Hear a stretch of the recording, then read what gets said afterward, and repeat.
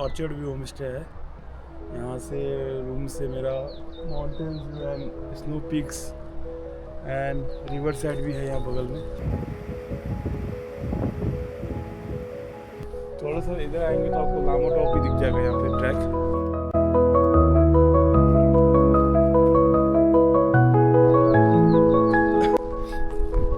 और ये पूरा वैली व्यू आप इस प्रॉपर्टी से आपको सारा देख सकते हैं, पूरा वैली व्यू, क्योंकि वैली के बीच में बना हुआ है सारा। ऐसा नहीं कि ये ट्रैक में हो, एकदम तराई मतलब प्लेन्स इलाके में है।